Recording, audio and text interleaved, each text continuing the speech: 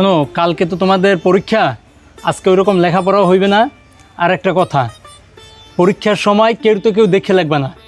আমি যদি পেপারে দেখি একটা লেখা দুইজনের, তাইলে কিন্তু মার্ক দেবো না। আজকে তো লেখাপড়া অতটা হইবে না। সুন্দর করে লেখো তো তোমার নাম এবং তোমার বাবার নাম, দেখি কার হাতের লেখা কেমন।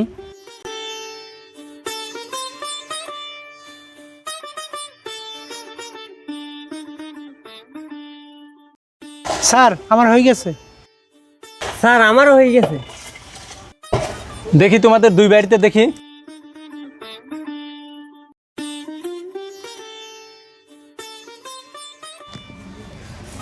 এ কি, তোমরা তো দুই আপন ভাই, তাহলে পিতার নাম বিন্দু বিন্দু লেখছো কেন?